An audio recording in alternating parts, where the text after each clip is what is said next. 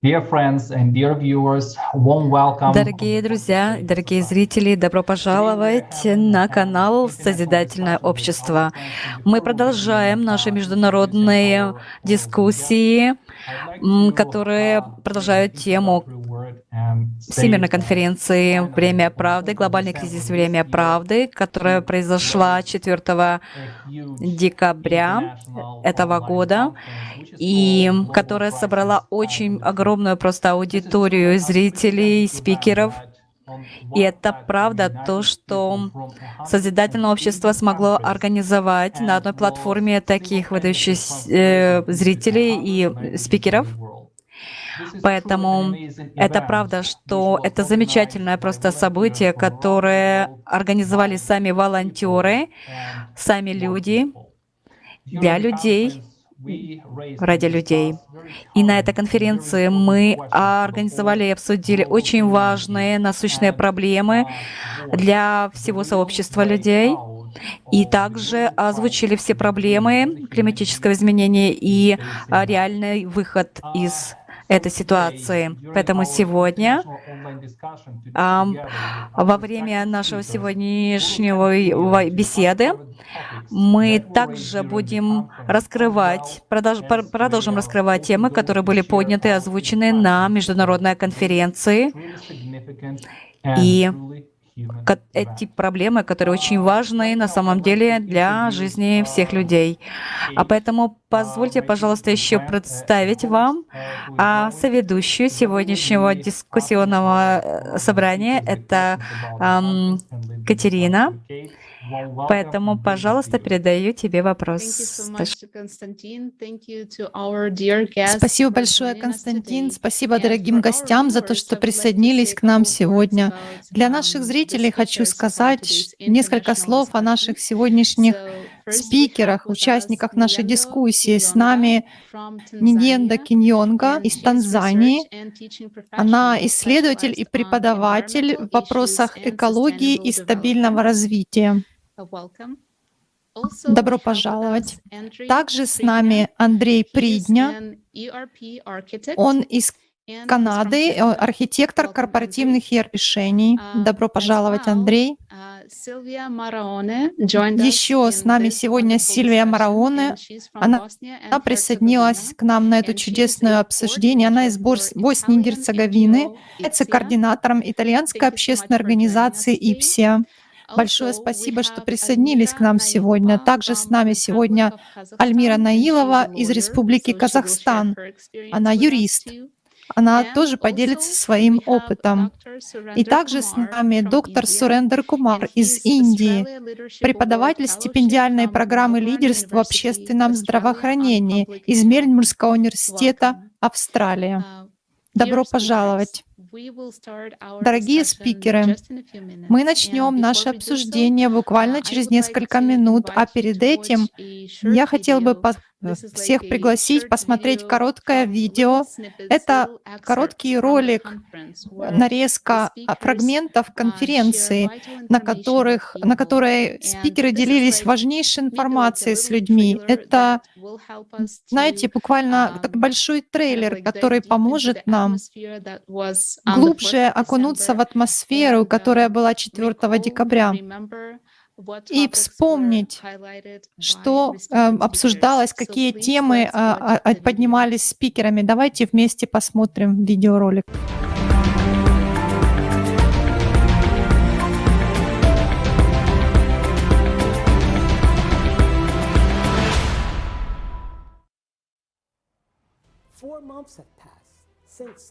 С момента проведения предыдущей конференции прошло 4 месяца. И за этот сравнительно небольшой период мы наблюдали, насколько сильно ускорилась прогрессия климатических изменений и усугубление экологии. Важно не молчать, потому что вопрос стоит о выживании всего человечества. Наступило время правды.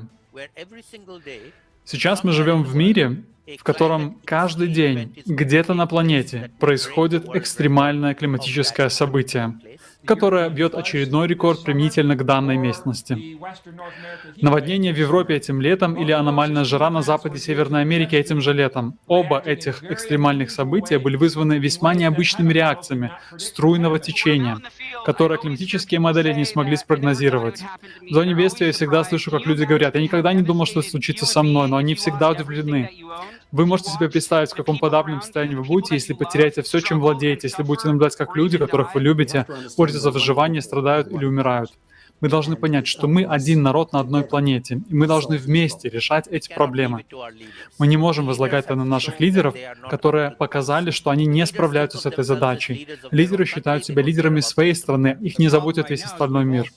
Сейчас проблема в том, что мы все отдали свою власть централизованным органам управления, и они пытаются использовать ее, чтобы захватить контроль над всем. И они используют предлог антропогенного глобального потепления для того, чтобы пытаться удержать свое богатство и власть. Поэтому мы должны полностью отказаться от них и разоблачить это. Все разговоры о климате сводятся к сокращению выбросов СО2 и к теме парниковых газов, но я считаю, что проблема гораздо шире.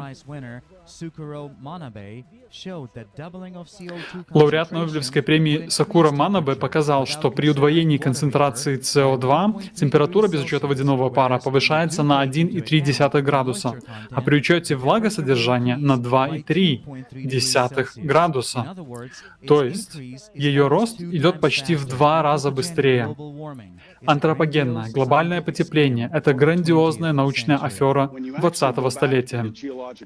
Если мы обратимся к геологическим записям, образцам ледяных кернов, вулканическим данным, то мы видим, что 12 тысяч лет назад извергался Кампри-Флегрей в Италии, 24 тысячи лет назад Тамбора в Новой Зеландии.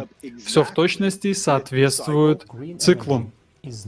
Зеленая энергия вовсе не является зеленой. Ветровая энергия не является зеленой, потому что для строительства ветряных электростанций требуется огромное количество бетона и металла. Они нарушают природные процессы, наносят вред здоровью людей шумовым загрязнением, ежегодно убивают сотни тысяч птиц, загрязняют воздух и водоснабжение. Мы платим высокие цены за то, что никогда не удовлетворит наши потребности. Нам необходимо построить человечество, которое будет жить как улей. Нам нужно построить общество, в котором жизнь человека стоит на первом месте. Если мы объединим наши научные, технологические и интеллектуальные ресурсы, мы сможем решить проблему изменения климата. Давайте следовать руководству по выживанию созидательного общества. 3 простых шага. Узнать больше, распространить информацию и объединиться для построения созидательного общества. Ведь этот мир дан всему человечеству с одной лишь целью — жить и быть здоровыми, счастливыми, созидать, а не уничтожать. Созидательное общество — это проект каждого. Мы не собираем пожертвования или средства, которые исчезают в глубоких карманах. Вместо этого каждый человек действует в меру своих возможностей и использует ресурсы, которые у него уже есть. Это ваша возможность стать частью решения проблемы и реализовать свой потенциал супергероя.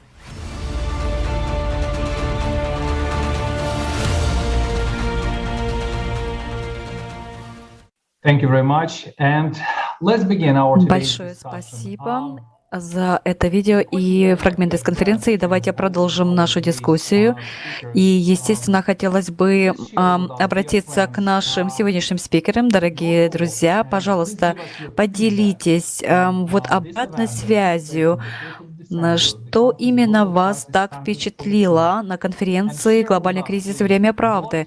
Пожалуйста, поделитесь, что вас больше всего впечатлило. И, пожалуйста, возможно, мы начнем с вас.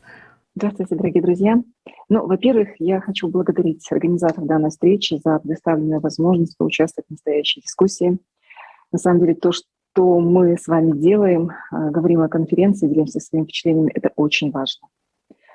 Сегодня неделя, как прошла эта конференция, я хочу сказать, что она оставила неизгладимый след во мне, в моей душе, потому что то, что было озвучено, на самом деле это такая правда, которая заставляет задуматься и вообще пересмотреть отношение вообще ко всему, все, что в жизни происходит, и еще более понуждает к тому, чтобы как можно более активные действия предпринять в информировании людей о том, где мы сейчас находимся, что нам всем угрожает. Ведь на самом деле то, что сегодня происходит с климатом, это не просто какая-то временная ситуация, а это глобальная проблема, которая никогда так остро, да вообще эта проблема не стояла перед человечеством никогда, настолько, насколько она сегодня острая и глобальная и неизбежная. Ну, знаете, ученые высказались на эту тему и предоставили просто исчерпывающее доказательство того, что мы действительно стоим перед проблемой, которая даже, может быть, не проблемой является, а перед нашим главным врагом — это климат. Очень много было предоставлено доказательств тому, что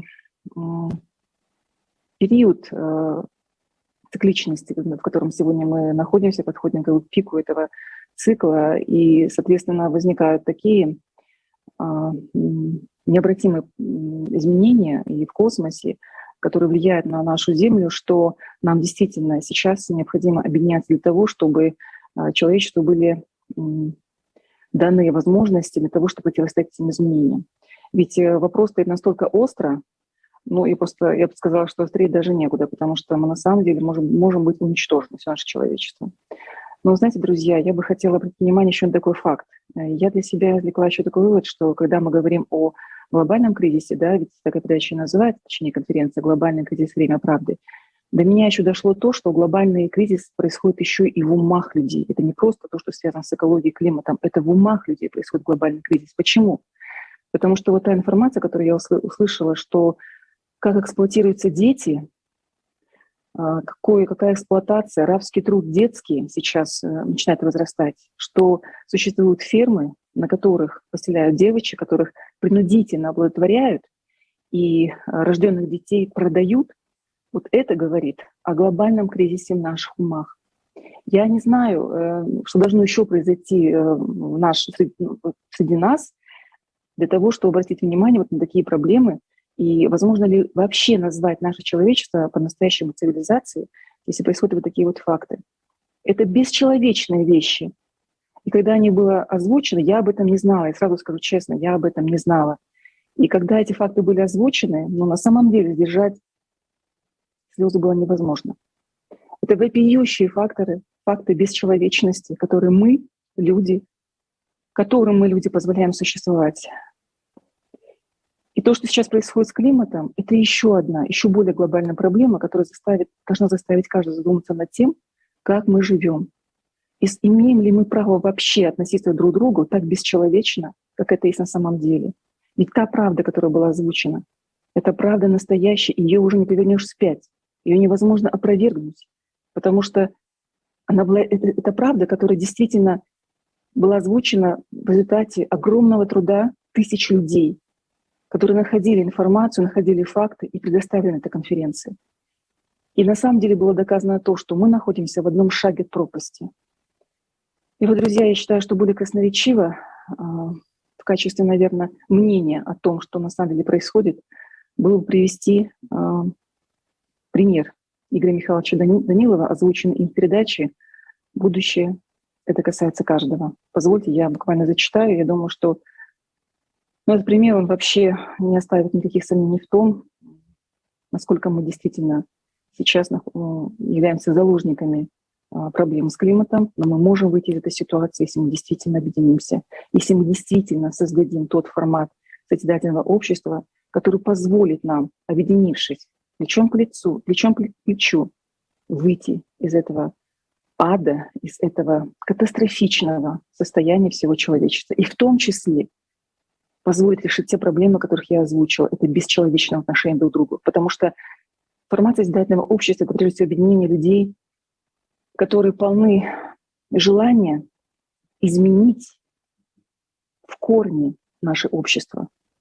И в том числе, самое главное, это, наверное, сделать каждого из нас человечным, вызвать чувство совести, человечности и ценности. И честности, я бы даже сказала, честности, для того, чтобы мы действительно становились честными. Позвольте, я перейду к примеру, я его озвучу, буквально процитирую.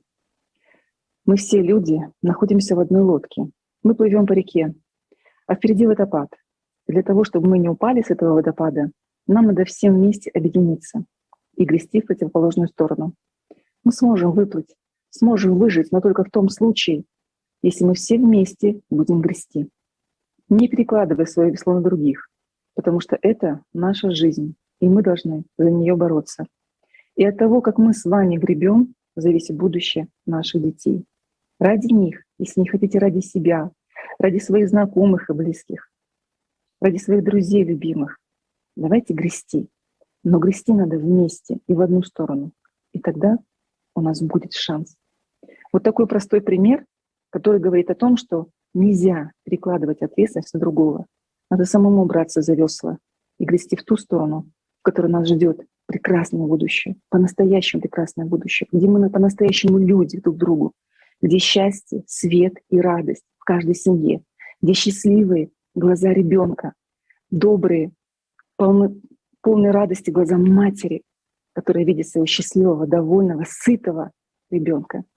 Давайте, друзья, мы действительно объединимся и построим то самое прекрасное общество, которое должно существовать. Мы не имеем права сейчас отказаться от этого шанса, встать на правильный путь, изменить свое сознание, прийти к настоящей истине, построить созидательное общество. Это единственное общество, которое может существовать, имеет право на существование на этой земле. Давайте это сделаем вместе.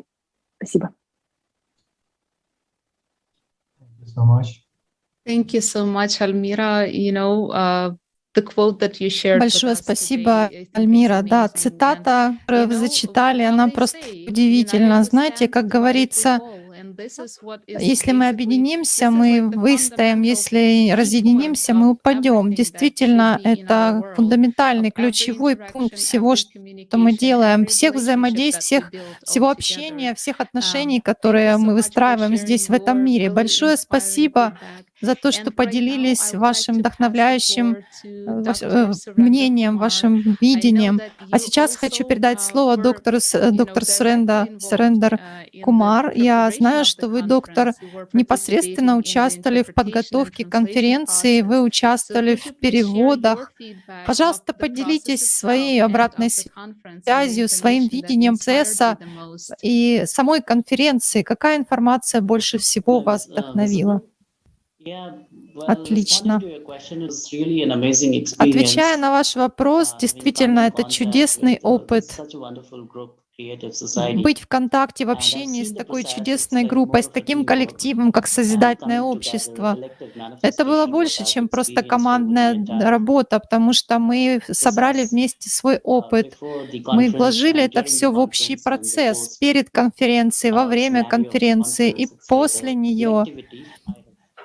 Это вся та работа, опыт, который я получил. И действительно, это потрясающе, когда мы вместе собрались, все люди из разных стран с разными намерениями, но мы объединились и работали на единую цель. Мы не расфокусировали свое внимание, а были концентрированы на общей цели. Это мне очень понравилось. Также во время конференции мне очень понравилось, как это все на общественных началах регулировалось. Я был один из участников, и синхронный перевод был на 100 языков. Это что-то вообще невероятное, я такого не слышал. Но организация была настолько хорошо сделана, команда так чудно сработала на достижение этой общей мегацели. И эта платформа «Созидательное общество», она потрясающая, потому что я раньше об этом не знал, я не знал о такой платформе, но благодаря этой работе на этой конференции, благодаря обсуждению этих тем, касающихся глобальных измерений, я сейчас намного больше знаю. Также я хочу сказать, что очень важный момент — это социология, это проводить анализ того, что происходит, социологический обзор. Созидательное общество как проект, оно занято тем, что создает коллективную солидарность, создает совместные усилия всего общества. И это потрясающе даже с точки зрения социологии, потому что если мы возьмем климат, это изменение климата, какие ужасные катастрофы природные происходят по всему миру, но при этом всем, когда мы говорим о окружающей среде, об экологии, климате, мы можем делиться этой информацией о том, что происходит, но мы, как люди, при этом получаем опыт и пытаемся создавать какую-то ответную реакцию на происходящие разрушения, хотя основных разрушения происходит. Но если происходит есть солидарность среди людей во время какой-то катастрофы, то в это время можно многое преодолеть. И вот если с точки зрения социологии на это посмотреть, то в таких ситуациях, экстремальных ситуациях и формируется коллективная солидарность. И по моему мнению, что такое созидательное общество? Это когда объединяются люди из разных стран, из разных мест мира, с разными профессиями, говорящими на разных языках. Но это уже действие на общее дело, на общую цель. Это и есть социальная солидарность. Потому что там и менеджеры, и коммуникаторы, и лингвисты, специалисты технической поддержки, все объединяются вместе и действуют как единая семья против этого климата, против этих всех проблем, которые происходят, и всех катастроф. Да, много проблем. И на протяжении всей конференции обсуждались проблемы, которые сейчас нас как бы захватывают. Но я считаю, что кроме той качественной и количественных данных, которые были представлены на конференции, созидательное общество — это действительно яркое проявление солидарности и социальной активности людей. И занимаясь социологическими исследованиями, я могу сказать, что это крайне интересно даже с точки зрения моей науки. То, что происходит, когда люди объединяются вместе, люди из разных стран. Некоторые просто разные понятия мы используем. Не все может быть нам с первого раза понятно, и разные вещи происходят в наших странах. Но этот опыт, мы должны понимать, что когда мы объединяемся, становимся как единая семья, объединяем свои силы, мы, конечно же, фокусируемся на общей цели, на том, что у нас есть общее. Сейчас на Фейсбуке, в интернете, в социальных сетях можем видеть очень разные проявления, но таких пару моментов, с которыми я сталкивался, это то, что созидательное общество, как я для себя понял, это как раз и есть проявление социальной активности, солидарности и силы, коллективной силы людей. Это главный комментарий, который я хотел бы сказать. Большое спасибо за вашу обратную связь и за ваш ответ. И сейчас я бы хотела обратиться к Сильвии и хотел узнать ваше мнение по поводу конференции «Глобальный кризис. Время правды». Пожалуйста, поделитесь с нами. Спасибо большое. Да. Когда я смотрела конференцию, мое впечатление было, ну, скажем, оптимистичное в каком-то смысле, как вот сказал предыдущий спикер, что было соединение, но в то же время было страшно. Что мне больше очень понравилось, это то, что мы увидели реальные факты того, что происходит по всему миру. И это действительно огромное исследование было проведено и сбор информации. И мы реально увидели, нам реально показали, что происходит наконец-то в одном месте. Это очень мощный такой сигнал. Та ситуация, которая происходит, та информация со всех мест мира, за такой короткий срок столько изменений происходит, и буквально в последние годы. Это пугает. Но мы раньше, как люди, как человечество, в целом не понимали, что происходит. Поэтому сейчас то, что было показано на конференции, и те люди, которые стали очевидцами климатических бедствий по миру, та ситуация, которая на данный момент, ну, знаете, она выглядит ужасно, и в то же время я уверена, что через подобные конференции и благодаря помощи всех людей со всего мира, вот той солидарности, мы можем как-то реагировать, мы можем обеспечить не только выживание, но нормальную жизнь. Мы можем объединяться на основе тех ценностей, которые общие для всех людей, и находить те альтернативные пути, как можно это все преодолеть, и что хорошего у нас есть на сегодняшний день. Я думаю, на сегодняшний день нам важно понять, что пора действовать, пора реагировать и делать это вместе. Поэтому для меня такие встречи, такие конференции, беседы — это крайне важно. Я очень позитивно к этому отношусь. И я считаю, что я оптимист, я считаю, что мы можем изменить ситуацию к лучшему. Большое спасибо, дорогая Сильвия. Я полностью согласна с вами. Когда я смотрела конференцию, некоторые факты, некоторая информация была действительно шокирующей, и я не могла местами остановиться, я просто плакала, потому что когда ты осознаешь, что происходит в мире, когда вот ты чувствуешь, да, мы явно пошли давно не в ту сторону, и мы должны что-то с этим сделать. С другой стороны, ты чувствуешь эту внутри свободу и счастье от того, что наконец-то правда о том, что происходит в мире, она озвучена на 100 языках мира. И сейчас люди имеют возможность понять, осознать реальность нашего современного общества. А также сейчас у людей есть цель, ради которой они могут жить и к которой могут стремиться. Сейчас люди понимают, какое будущее нас, как человечество, ждет, как общество, и какое будущее мы, как общество, заслуживаем построить. Потому что если мы этого не поймем, мы этого не построим, у нас его не будет. Спасибо большое, что поделились. Сейчас я хочу адресовать аналогичный вопрос Андрею. Пожалуйста, поделитесь своим мнением, впечатлением от конференции и дайте, пожалуйста, нам обратную связь.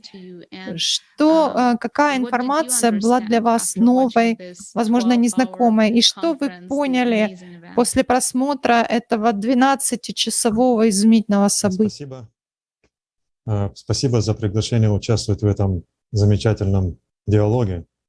И хотелось бы поделиться своим мнением о прошедшей конференции. Что впечатлило меня и тогда во время конференции, и сейчас, вот неделю позже, это, можно сказать одним словом, масштабность.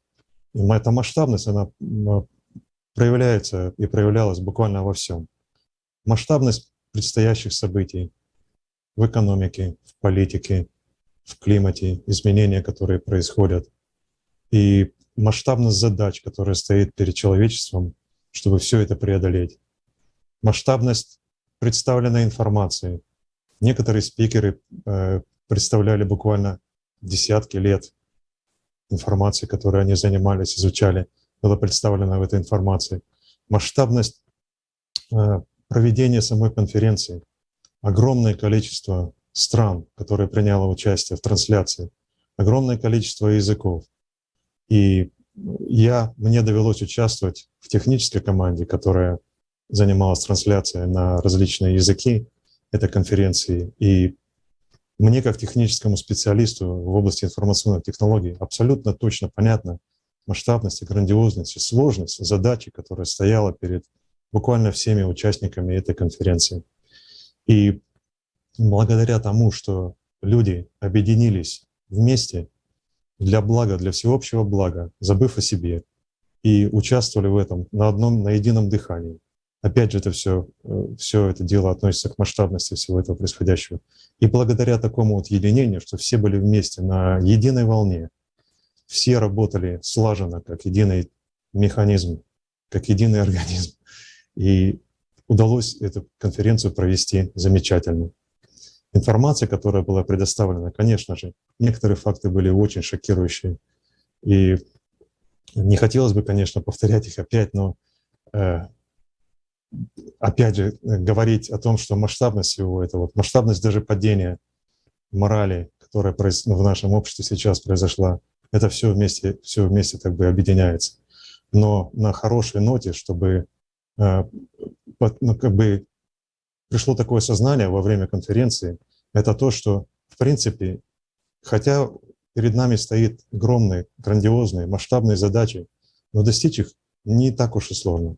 Ведь мы же провели такую конференцию все вместе, все люди, все объединились. И это все просто. В принципе, вот так оно и происходит. Объединяются люди для всеобщего блага, делают всеобщее дело. И это вот и есть, в принципе, созидательное общество. Так оно рождается, и так оно продолжается, и так оно будет жить. Большое спасибо. Thank you very much, Andrew. And I'd like to ask right now. Большое спасибо, Андрей. И сейчас бы я хотела еще обратился к Ньюэнда. Скажите, пожалуйста, вы вот в роли синхронного переводчика во время конференции поделитесь вашей обратной связью, вот как это все было, то, что вы переводили конференцию на ваш родной язык, и что было новым для вас во время этой конференции, пожалуйста. Да, спасибо большое за предоставленную мне возможность участвовать в этой глобальной дискуссии вопросов, которые настолько острые для всех. Во время конференции все было для меня просто впечатляющим, потому что то, с чем я сталкиваюсь, я понимаю, что очень разные люди собрались, но сейчас разные люди из разных стран понимают, что на глобальном уровне мы сталкиваемся с кучей вызовов, и там выступали и политики, и представители сферы образования, и ученые, они четко осознают, знают, что происходит. И я тоже поняла благодаря этой конференции, что да, у нас есть общая цель, у нас то есть, ради чего мы должны жить и действовать, мы должны идти вперед. Созидательные люди, созидающие люди, мы вот сейчас можем объединиться и понять, как нам действовать дальше, потому что нам всем нужна поддержка других людей. И это и есть созидательное общество, это общество стабильности, общество, которое устойчиво. Что касается самой конференции, действительно, абсолютно все спикеры говорили о влиянии изменений климата и о тех последствиях, и том, что происходит из-за изменения климата. И за этим стоят и научные методы оценки ситуации, и аналитики. Все это уже достаточно очевидно и видно, что климат меняется. Все это реально происходит. И мы можем сказать, что сейчас для нас это очень хорошая возможность взять и начать разбираться с этими изменениями. Это для меня, знаете, это новое. Во время конференции для меня было вообще много нового. Я в первый раз в жизни занималась переводом. И это было, знаете, как я буду переводить? Я же не умею. Но я решила для себя, что научусь, я буду это делать. Пусть я переведу немножко, но я обязательно сделаю этот перевод. Для меня это уже был ночной период дня, но я смогла поработать. И вот такая моя обратная связь. Спасибо большое, дорогая Ниньенда. Спасибо за то, что вы присоединились к тем настоящим героям, людям, которые обеспечивали перевод на такое количество языков, чтобы люди по всему миру могли слышать эту жизненно важную информацию. Также, дорогие друзья, спасибо большое, что поделились своими впечатлениями. Мы для вас приготовили небольшой сюрприз.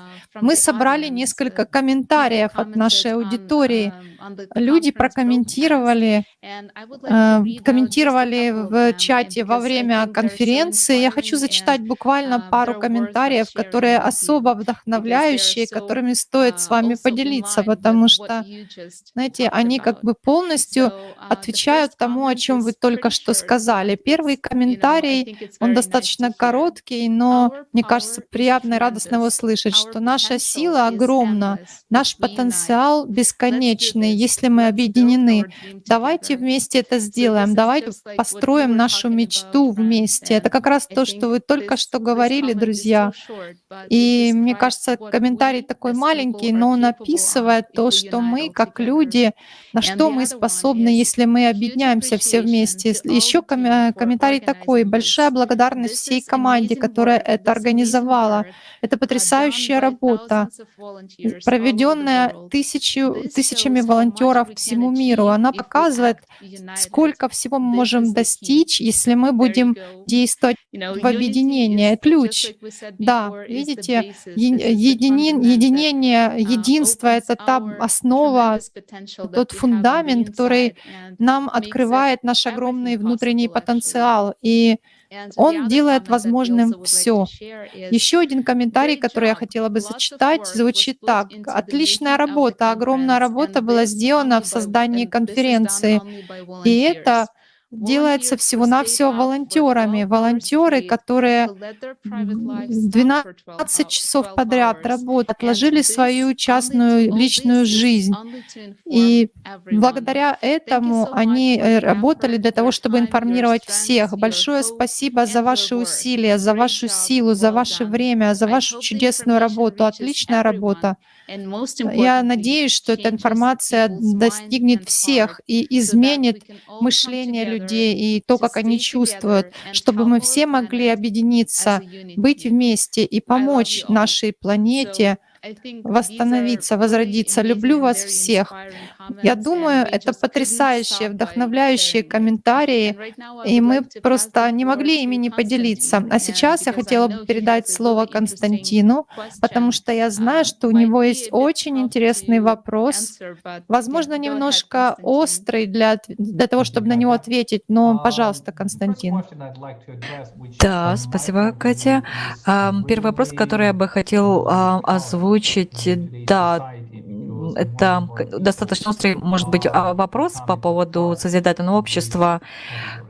Как, скажем так, Альмира, вот, например, я бы хотела обратиться к вам. С вашей точки зрения, вот какие условия должны быть созданы в обществе, чтобы такие вот выражения, как беженец, мигрант или там перемещенный, внутренне перемещенный, да, человек, никогда бы таких понятий не существовало в нашем мире? Как вы думаете? Спасибо большое за вопрос. Он на самом деле настолько же неожиданный, как и то, что Катя привела комментарий людей. Спасибо, Константин. Вы знаете, я считаю, что в нашем обществе, как вот было сказано в одной из передач сейчас Сергея Михайловича Данилова, большая проблема — кризис доверия. Мне почему-то нравится вот это определение, на самом деле, не почему-то, а это действительно очень важно, что у нас есть проблема с доверием вообще среди нас, вот в нашем общении, в нашем окружении, мы вроде сами себе даже не доверяем. И мне кажется, для того, чтобы говорить о том, как сделать так, чтобы из нашего лексикона вообще пропало такое понятие, как беженец, нам необходимо взяться за руки, необходимо наладить отношения между всеми нами. Нам необходимо прийти к ключевым основам нашего взаимодействия. Это доверие, это человечность, это ответственность. Ну, конечно же, это совесть. То есть это то, что характеризует вообще уровень развития любого, мне кажется, общества.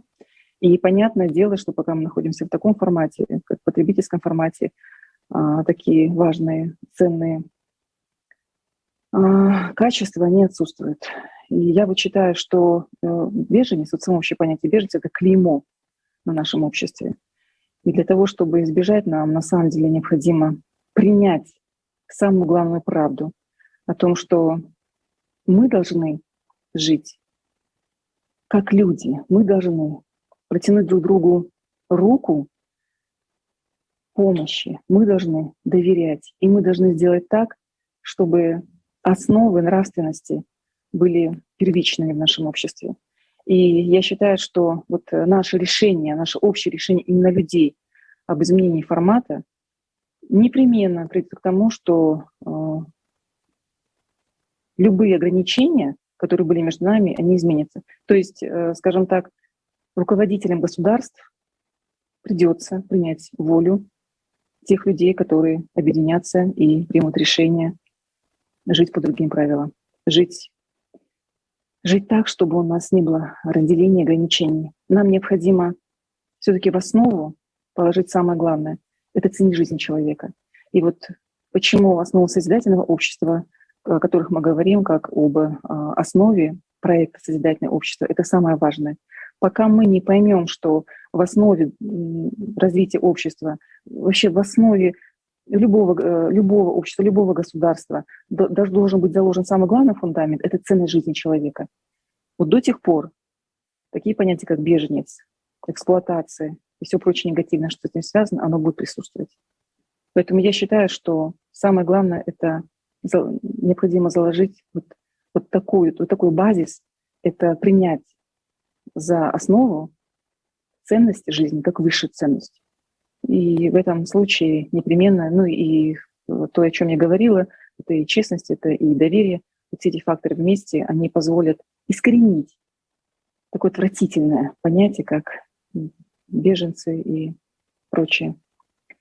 Не нужны нам формулировки, которые связаны с человеком. Спасибо. Thank you, Альмира. Спасибо, Альмира. Большое спасибо, Альмира. Да, вопрос был немножко неожиданный, но он также и важный. И необходимо говорить о таких вещах и понимать, что жизнь человека должна быть приоритетом номер один в нормальном, здоровом обществе. Поэтому спасибо большое, что поделились своими мыслями по этой теме. Также сейчас я хотела бы обратиться к доктору Срендру. Можете поделиться с нами? Вот сейчас мы знаем, что природные катастрофы происходят по всему миру. Они происходят одновременно, и они постоянно, их сила и разрушительная сила, их интенсивность нарастают. Как вы считаете, может ли отдельно взятая страна разбираться с этими климатическими бедствиями самостоятельно, отдельно? А если нет, то насколько важно объединиться пред лицом климатических бедствий и также и других проблем, с которыми сталкивается наше общество? Какова роль единения в этом процессе? Конечно же, объединение очень важное, и это то, что нам важно, это императив. Мы должны объединяться. Я вот задумался над вашим вопросом. Люди, если взять, может ли отдельно взятая страна, люди в отдельной стране разобраться с климатическими бедствиями? Вообще можно уменьшить последствия этих катастроф, сохранить жизни, убрать этот ущерб, который наносится и инфраструктуре, и социальной инфраструктуре. Развивающиеся страны, они легче переносят кризисы, нежели стабильные регионы, потому что, если посмотреть на географические зоны, по-разному сейчас распределяется ситуация с климатическими бедствиями. И, конечно же, есть определенное оборудование, есть какие-то стратегии, механизмы защиты, которые можно использовать против тех или иных природных катастроф. Страны могут использовать свой опыт, свои возможности, но если говорить о солидарности и глобальном объединении, то это является императивом, это неотъемлемая наша задача, потому что если мы сталкиваемся с природными катаклизмами такого уровня, мы как глобальное сообщество, то важно объединить весь наш опыт, все наши идеи, весь наш потенциал вместе. И очень важно для нас, для всех понять, насколько важны все люди в этом объединении. для того, чтобы действительно выйти единым фронтом против этих природных катастроф. Могут быть разные природные катастрофы, в разных местах могут быть их разная сила или разный тип. В каких-то странах это проходит легче, в каких-то хуже. Но мы должны понимать, какие катастрофы мы переживаем в большей степени, как с ними разбираться.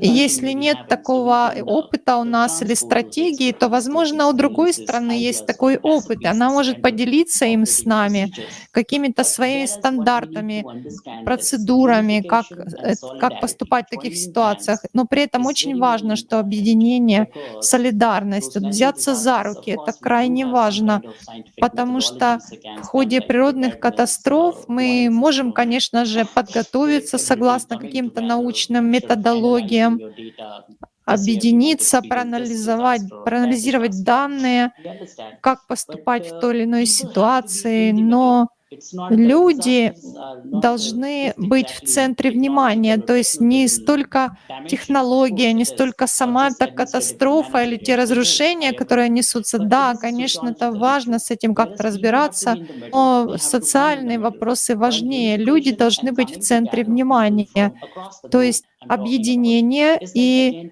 единение всех людей по миру и обсуждение этих проблем.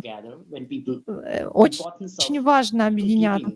Очень важно, чтобы люди были в центре внимания. Итак, еще раз повторю, что солидарность, объединение — это должно быть лидирующим, это должно быть императивом, который мы не сможем обойти. Вот приведу небольшой пример, недавний пример из-за COVID-19. Все столкнулись с таким опытом в разных форматах, в разных формах, но один из моих, в одном из своих недавних исследований мы привели к выводу, что началось все с COVID, с болезни, но потом перешло в катастрофу, потому что была одна страна, потом другие стали инфицированными, в очень многих странах люди утратили жизнь.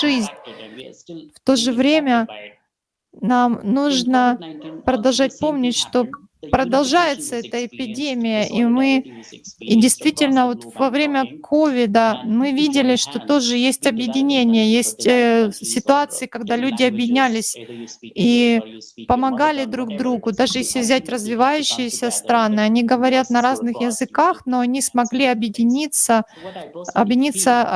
информацией, помочь друг другу. И вот мне лично кажется, что точно так же можно себя вести и при климатических изменениях, как и при пандемии. То есть человеческое сообщество должно объединяться, неважно, это развивающиеся страны или богатые страны. Объединение крайне важно. Глобальное объединение, глобальное соединение наших рук. Я считаю, что это крайне важно, потому что тогда можно создать какие-то такие фасилитаторские платформы для того, чтобы облегчить общение, обмен знаниями, информацией и передавать эту информацию оперативно между собой. Поэтому вот на сегодняшний день, например, в одной стране нет достаточной информации, как справляться с землетрясениями, а в другой стране может быть такой опыт. В другой стране нет опыта, что делать во время наводнений, а, например, в какой-то стране есть. То есть обмен ресурсами, обмен опытом, обмен информацией. Если мы так наладим работу, и если мы как единая команда объединимся между разными СМИ, мы будем передавать друг другу разное понимание, разные данные, то так мы сформируем единую платформу взаимодействия. И подводя итог, могу сказать, что объединение абсолютно важно. Мы просто не можем его обойти, мы без него просто не справимся. Большое спасибо вам, доктор Серенда.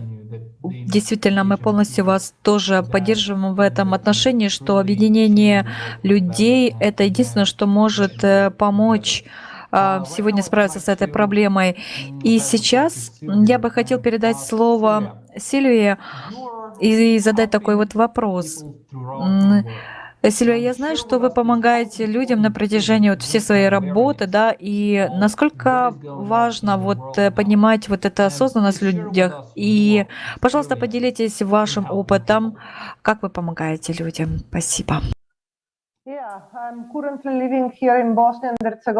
Да, на данный момент я проживаю в Боснии и Герцеговине, но я представляю итальянскую общественную организацию. И я работаю вначале я работала как волонтер в этой организации для помощи людям. И я как волонтер участвовала в том числе и в конференции в прошлый раз. И волонтерство стало потом моим постоянным делом, постоянная работа. Я сначала находилась в Италии, но потом я переехала в Балканский регион. Ситуация, которую я вижу, это ситуация состояния людей, которые вынуждены убегать из своих стран, уезжать. Вот я помню, в 2015 году я была в Греции, в Македонии, и миллионы людей оттуда выехали, они пытались выехать в более богатые страны Европы, потому что была очень тяжелая экономическая ситуация. Но мы увидели, что условия проживания этих людей в других странах, они были просто ужасными. И мы предоставляли им помощь, предоставляли в том числе материальную помощь, моральную поддержку, продукты питания. И мы видели, что да, люди получают какую-то материальную поддержку, но очень важно было предоставлять социально-психологическую помощь людям, которые становятся мигрантами. И иногда сотни тысяч людей. Вот после Греции я работала в Сербии, потом в Боснии. Я работала в лагерях беженцев, и я встречалась с сотнями людей, которым нужна была именно моральная поддержка. С ними нужно было поговорить. Они хотели рассказать о том, что у них на душе, почему они уехали из своей страны, как они ищут лучшего будущего. Ведь можете представить, эти люди, они переезжают вместе с семьями, с женами, детьми. Они ищут лучшей жизни. Но я не уверена, что они где-то в Европе смогут найти вот такое счастливое будущее, которого они хотят. Мы, тем не менее, пытались им помогать. И помогать им в том числе в той борьбе, которая у них предстояла впереди. Мы предоставляли им материальную поддержку, но особенно мы акцентировали внимание на общении с ними, потому что психическое здоровье у этих людей было подорвано. Если они переезжают постоянно 4-5 лет, в течение 4-5 лет, каждый день они сталкиваются с какими-то проблемами, например, беженцы из Афганистана, Сирии, Ирака, с таких стран мира, с Центральной Азии, Ближнего Востока. Они уезжают, бегут от войны, от каких-то больших проблем. Они ищут защиты своих прав. И мы пытались создать для них хоть какой-то комфорт, как-то их успокоить и показать, что есть между людьми солидарность, потому что, как правило, эти люди сталкиваются при миграции с насилием, с полицией, с пограничными службами, с очень разными тяжелыми ситуациями. Но мы хотели показать, что в мире есть солидарность, что есть разные варианты, к кому они могут обратиться. И, на самом деле это довольно трудная работа, каждый день сталкиваться, иметь дело с такими ситуациями и с такими проблемами людей.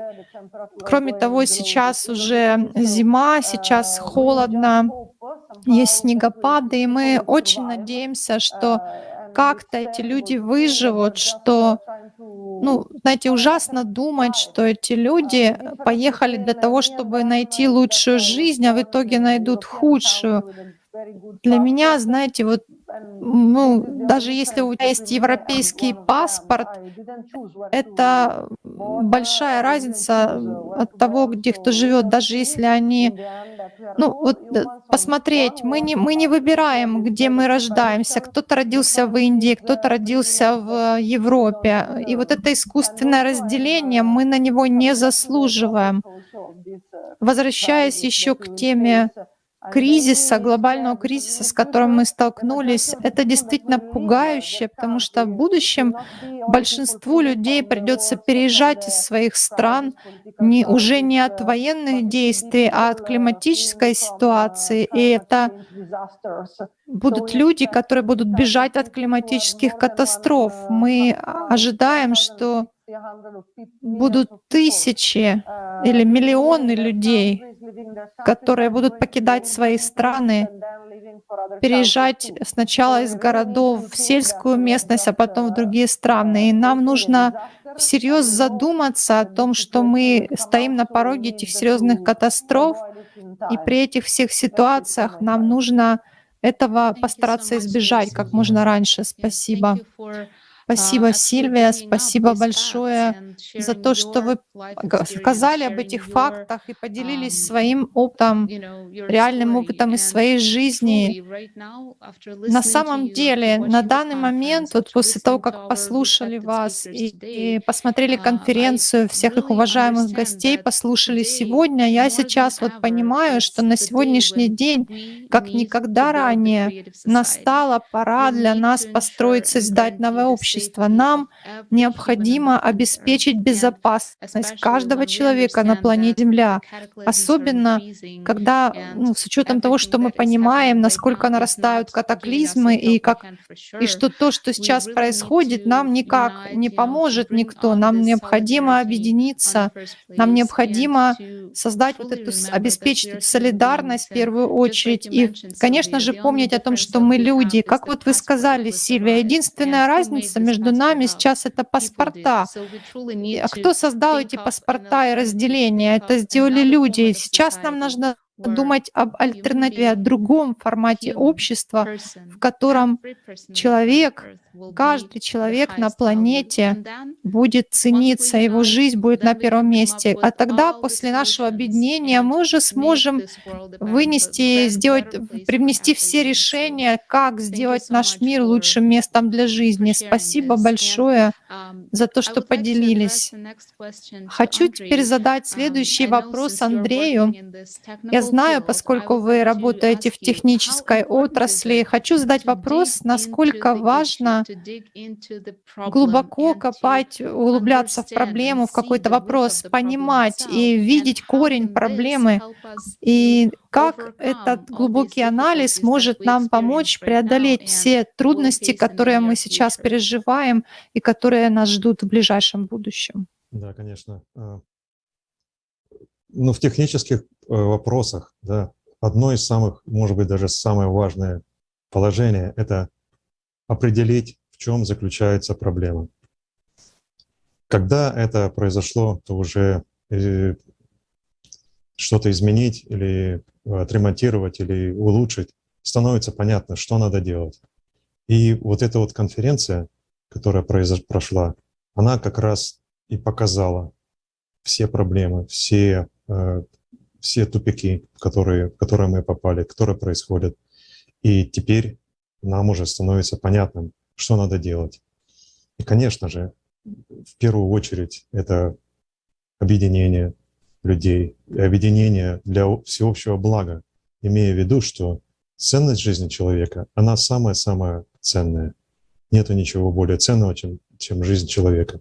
И имея вот это вот, сказать, как свой самый главный аргумент, все остальное уже прилагается и как бы сопутствует всему этому. Но, в принципе, технологии у нас уже все существуют для того, чтобы объединиться. Мы же сейчас разговариваем в Zoom из разных стран. Все объединились, все находимся вместе, разговариваем. И также это все уже не так сложно с технической точки зрения. Все проблемы подняты, и нам надо только двигаться, чтобы эти все проблемы решить. Спасибо. Thank you very much, Andrew. Большое спасибо. Андрей. И еще я бы хотел поднять такой вопрос, как переводчики, да, именно в плане информировали людей, потому что мы знаем, что во время конференции «Глобальный кризис. Время правды» было очень много переводчиков, волонтеров-переводчиков, и вот этот момент переводить правильно, верную информацию, да, чтобы вас поняли правильно, и информировать людей, что происходит в мире, и о выходе, который возможен, да, что мы можем предпринять. Пожалуйста, наш следующий спикер. Да, вы вот как раз вы выступали в роли синхронного переводчика во время конференции. Пожалуйста, поделитесь вашими наблюдениями.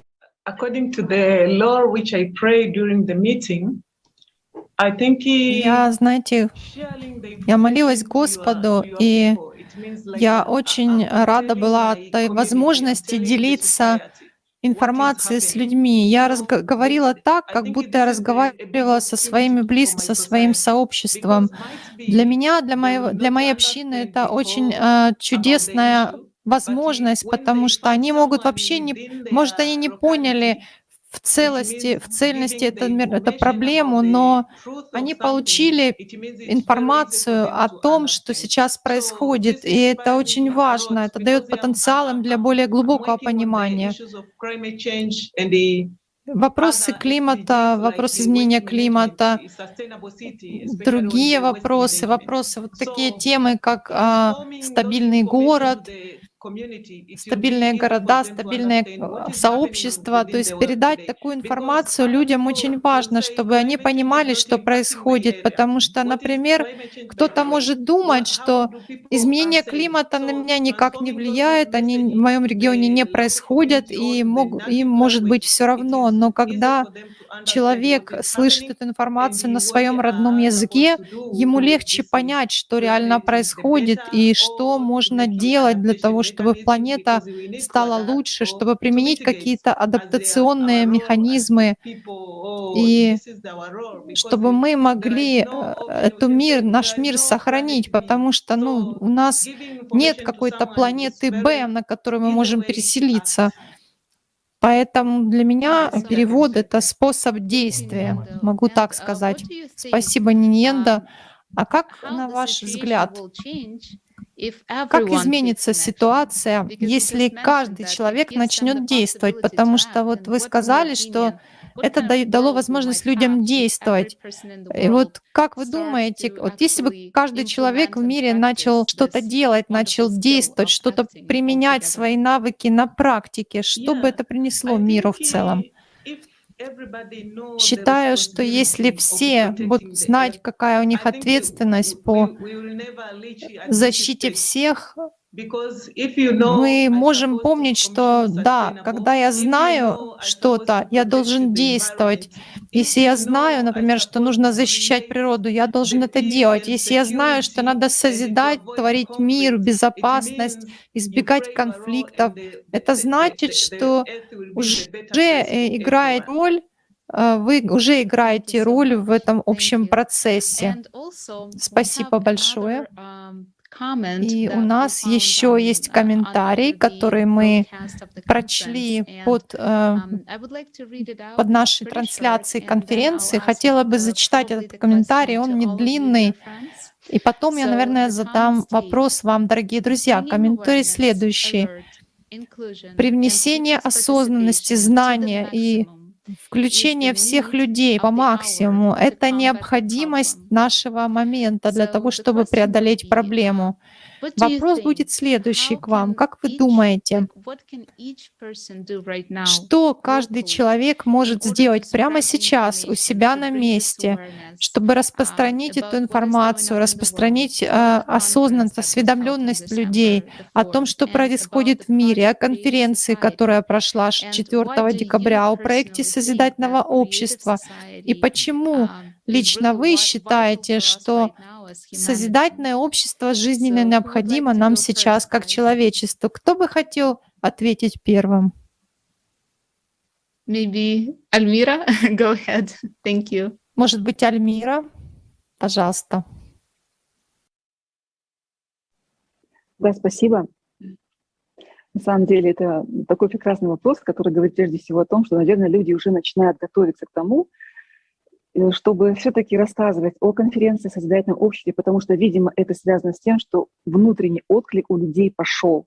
Уже пошел запрос на то, чтобы действительно присоединяться, вставать в ряды тех людей, которые занимаются информированием. Поэтому сейчас, коль скоро мы говорим об этапе информирования, это первый этап, и можно очень подробно почитать об этом на сайте creativesociety.com, что этап информирования — это самый такой сложный этап, но самый захватывающий, интересный, но самый необходимый.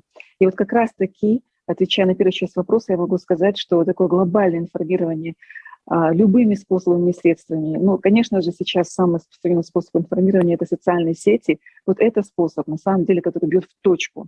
Почему? Потому что сейчас кого не спроси, я подскажу по той аудитории, с которой я разговаривала. Сейчас у людей действительно идет запрос на созидательные процессы. Что-то необходимо менять, но сейчас люди как бы понимают, что что-то нужно в корне менять. И вот тут как раз-таки и очень полезно становится информация о том, что созидательное общество — это и есть то, что изменит в корне проблемы людей. То есть мы не можем на местечковые какие-то решать вопросы, которые возникают в той или иной ситуации, а надо менять в корне проблему. То есть решать ее проблему нужно в корне. Это формат необходимо менять. Поэтому сейчас полезна помощь в любом виде соцсети, как я уже сказала, либо просто передача информации из уст в уста.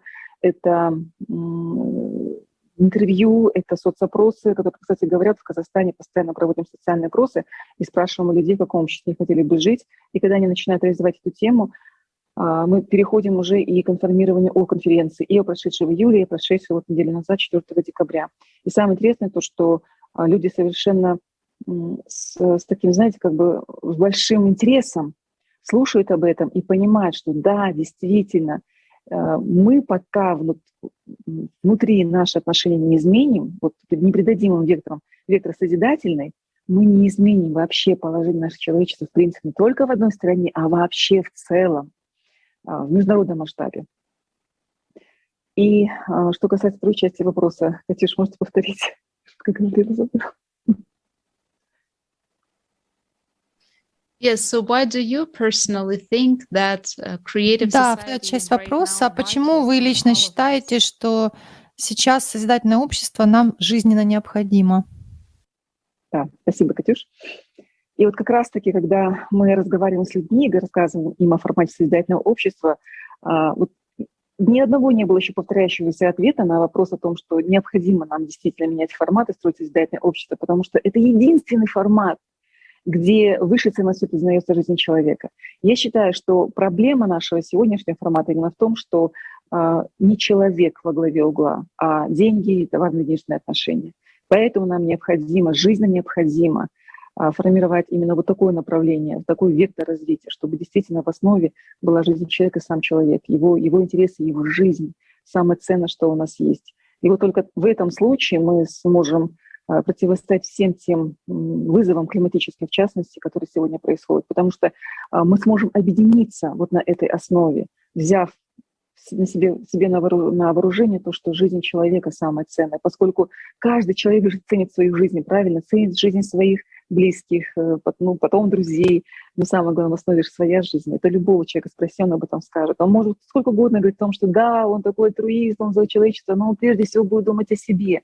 И вот когда до людей доходит, что вся проблема в том, что мы не ставим во главе угла жизнь человека, вот отсюда возникают все наши последующие проблемы. И поэтому, друзья, конечно же, я абсолютно поддерживаю, согласна и буду нести эту информацию о том, что вот в этой конференции понимание необходимости образования созидательного общества уже связано с решением самой глобальной проблемы, с проблемой климата.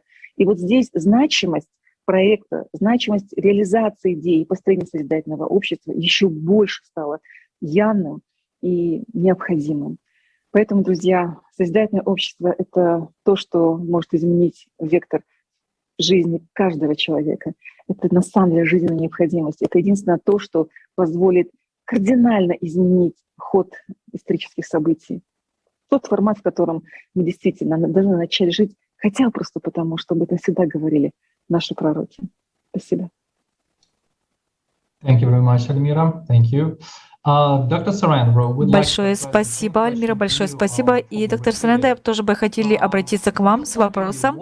С вашей точки зрения, что каждый человек может сделать вот на своем месте просто для того, чтобы распространить информацию о конференции, для того, чтобы сказать людям, что есть выход из этих проблем, и он состоит именно в создании созидательного общества, и что это может помочь всем нам как обществу? Можно вопрос поделить на две части. В созидательном обществе я поговорю чуть позже, а начну о том, что происходит внутри людей и как дальше с этим быть, как двигаться дальше. Как как быть осознанным внутри себя о том, что происходит, о климатических вопросах, о том, что происходит. Такая осознанность придет только тогда, когда мы будем образованными внутри, будем осознавать, что происходит. Это, знаете, индивидуальное осознание, оно должно потом вести к коллективному осознанию. И мне кажется, что это все взаимосвязано, это психологическая реальность и экзистенциальная реальность. То есть это все является частью. Если на уровне людей это развивается, то тогда это и есть уже частью созидательного общества. И конференция, которая проходила, это часть созидательного общества. Давайте возьмем те же вопросы климата, вызовов климатических, глобального потепления. Это то, что касается нашей экзистенциальной реальности, нашего существования. И мне кажется, что если говорить о глобальных изменениях климата, о климатических катастрофах, даже если мы их непосредственно и не переживаем, но мы, зная о них, уже их переживаем. Мы их переживаем не только физически, но и на внутреннем уровне. Но то, что происходит внутри каждого человека, каждый человек должен осознавать реальность, должен понимать глобальные изменения, изменения климата и возможные негативные последствия этих катастроф, которые происходят. И должно произойти такое, знаете, переваривание этой информации внутри людей. И когда происходят такие ситуации, обычно люди их не хотят, конечно же, они не хотят покидать свои дома, они хотят оказываться в таких негативных ситуациях, но для того, чтобы с этим справляться, необходима платформа. А как создается такая платформа? Платформа, она основана на наших поведенческих каких-то принципах. Вот я недавно читала работу по поведенческой психологии, там разные виды действий, реакций наших. То есть мне кажется, что мы должны прийти к такому состоянию, все мы, что изменение в нашем поведении должно происходить через активное мышление, через правильные реакции на то, что происходит. Например, то, что происходит в климате, глобальное изменение климата. Мы должны реагировать на то, что происходит, а не сидеть и думать, что делать с этим. Мы должны вырабатывать механизмы, устойчивые механизмы противостояния этим проблемам. Есть два таких типа осознанности. Это наши внешние действия. Это когда мы объединяемся и на внешнем уровне соединяем вместе руки, беремся за руки и действуем. Но также есть и внутренняя осознанность, когда что-то происходит у нас на индивидуальном уровне, и это второй уровень. И вот теперь можно перейти к созидательному обществу. Объединение людей в созидательном обществе это начинается с того, что они о нем узнают. Я считаю, что в первую очередь созидательное общество — это платформа для обучения. Это не только информационная платформа для обмена опытом и информацией, какими-то историями успеха, но это важная база данных всей информации, удачных каких-то действий, полезного опыта, там, где люди могут объединиться и подтягивать других людей. То есть присоединение к созидательному обществу — это идет огромный такой опыт взаимодействия идеями, опытом, какими-то инструментами. Люди делятся, вот как на таких конференциях. Очень важная информация о том, что они исследуют, что они выяснили в своей работе, какое у них есть понимание ситуаций. И вот данные, например, те же. Мне было тоже интересно дополнительные данные получить, например, для своих исследователей, для своих исследований. И созидательное общество — это крайне важная платформа. Она необходима, особенно в эти времена. Я именно так и думаю, потому что это общая платформа, это общность, это там, где мы можем чему-то научиться и получить какие-то новые возможности. А то, чему мы учимся для себя, мы учимся и для других людей. Если мы учимся, узнаем информацию от других людей об их вызовах, об их опыте, мы получаем этот опыт как бы внутрь себя, и мы можем передать этот опыт дальше, мы можем глубже понять те знания, которые получаем. То есть таким образом мы обучаемся, и мы готовимся к тому, что может произойти. Мы как бы себя вооружаем для других ситуаций, возможно, неблагоприятных. То есть я считаю поэтому, что роль созидательного общества, она крайне важна в повышении осознанности, в массовой осознанности, потому что, конечно, некоторые отдельные люди могут помочь, они каждый вносит свою роль, но в то же время та общность, которая у нас есть, она должна быть среди всех людей, должна быть проявлена. И как она проявляется? Когда есть такая огромная сеть, вот примера, да, что 180 стран участвовали в подготовке, 100 языков синхронного перевода, это, я бы сказала, такой огромный массовый успех, это очень серьезный уровень. И проводить на этой платформе разные обсуждения, это же так интересно. Можно делиться здесь информацией. И уровень осознанности, конечно же, будет расти. Это тот механизм, который будет подниматься, и это будет создавать такую массовую платформу для противостояния тем событиям, которые забирают человеческие жизни. Спасибо. Спасибо, господин Саренко. Спасибо. Константин, вы что-то хотели? Да, я просто не хотел прерывать спикера. Большое спасибо. Спасибо. Сейчас я хотела бы обратиться к Сильвии. Сильвия, как вы думаете, насколько важно и что каждый человек может на своем локальном уровне сделать для распространения информации? Какие, по вашему мнению, наилучшие инструменты распространения информации? Вы уже немножко делились своим опытом, как вы помогали людям, и это чудесный пример. Но еще второй вопрос. Насколько важно распространять информацию, которая освещалась на конференции, информацию о проекте «Созидательное общество», и почему для нас жизненно необходимо уходить от потребительского формата и действительно строить созидательное общество, общество, в котором мы, человечество, будем процветать? Да, спасибо, что задали этот вопрос. Конечно, на глобальном уровне можно что-то улучшить, если мы на индивидуальном уровне будем действовать, потому что мы не можем ожидать каких-то мегаизменений глобальных, на уровне политиков разных стран.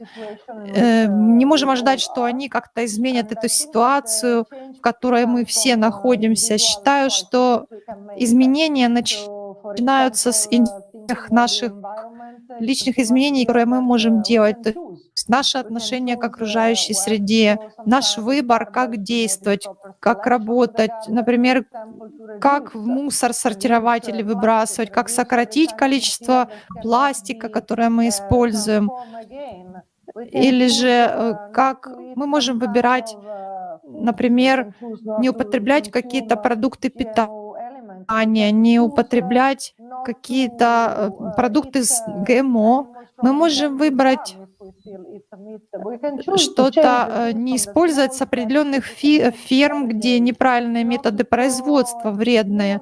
Мы можем начать с того, что на ежедневном уровне мы просто не будем бросать мусор за окно и будем или за пределы мусорки. То есть много мелочей мы можем делать на индивидуальном уровне, чтобы внести изменения.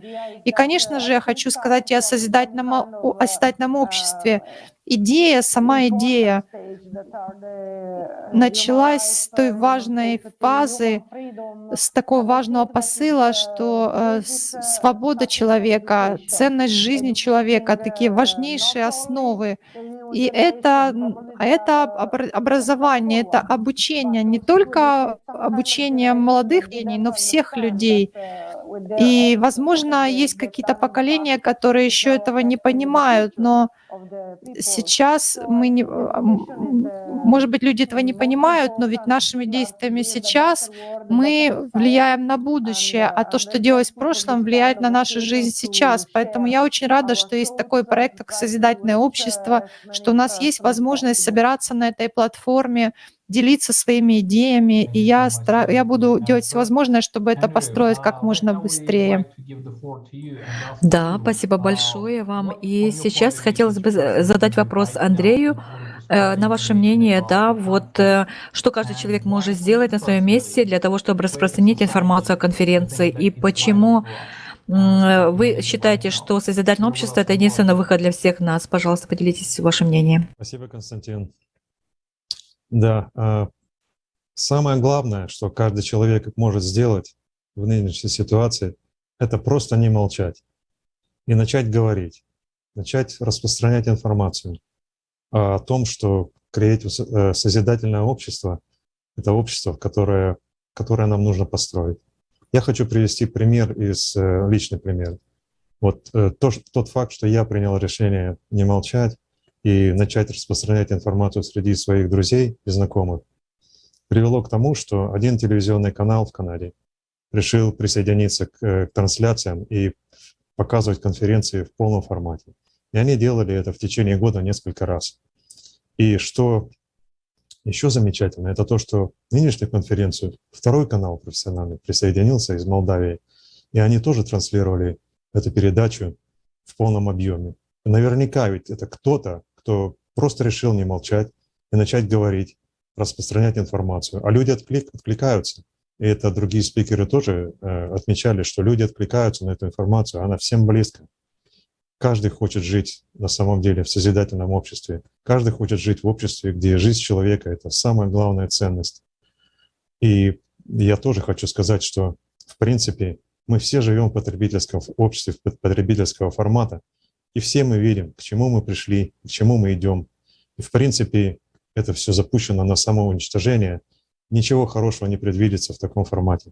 Поэтому созидательное общество — это именно тот формат, который единственный формат, при котором мы все можем выжить. Мы все сможем объединиться ради всеобщего блага, для всеобщего блага всех людей, всей планеты, всего человечества. И только имея вот эти все ценности вместе, мы сможем противостоять тому, что нам предстоит преодолеть. И конференция, которая произошла, она показала как наглядный пример, даже те люди, которые объединились, что это все возможно, что это все реально, это все это происходит даже в самый настоящий момент. Это не то, что какое-то отдаленное будущее, оно уже происходит, это объединение.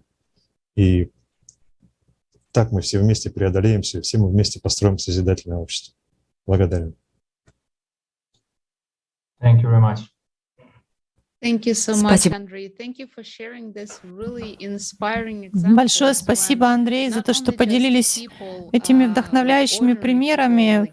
Спасибо всем спикерам. Это примеры не только обычных людей, которые распространяют информацию, но также телеканалы, которые начинают подключаться к этому процессу, делиться этой информацией, распространять ее более широко среди людей в своих странах, для того, чтобы была информированность, а когда мы информированы, мы готовы, мы подготовлены.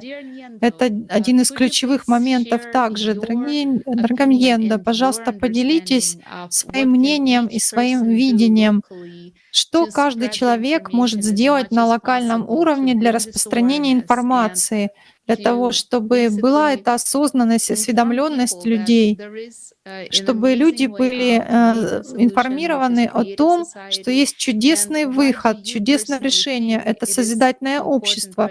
И почему лично вы считаете, что сейчас для нас важно, как людей, распространять эту информацию? Спасибо большое, Катя. Могу сказать, что созидательное общество действительно жизненно необходимо. Для меня могу сказать, что это прекрасная платформа людей, для людей, которые могут расширить осведомленность об острых темах, которые сегодня стоят перед нами. Могу сказать, что мы всего за несколько дней обсудили столько много тем, и мы продолжаем их обсуждать. И у нас уже есть очень много способов, как можно трансформировать эти посылы в реальные действия. Как сказал доктор Кумар, мы действительно получили огромное количество информации от ученых, от исследователей, и мы можем получить информацию, теперь мы можем распространять ее среди наших местных сообществ.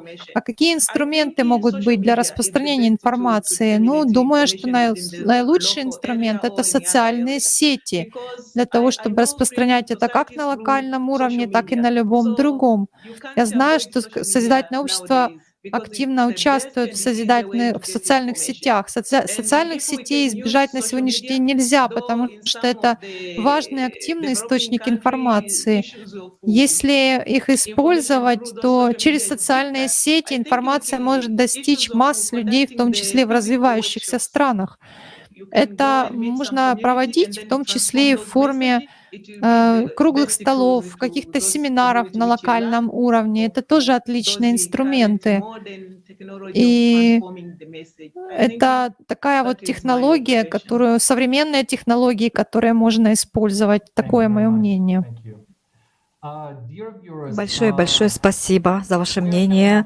Итак, дорогие зрители, мы уже сегодня подходим к концу нашего международной дискуссии. И если у вас есть какие-то свои понимания по поводу, как мы можем построить созидательное общество, пожалуйста, присылайте свои вопросы на электронный адрес info@creativesociety.com. Ваши вопросы мы обязательно передадим нашим следующим спикерам во время международных дискуссий и будем обсуждать их вместе. Также я приглашаю вас присоединиться, посмотреть веб-сайт о созидательном обществе creativesociety.com и на удобном вам родном языке.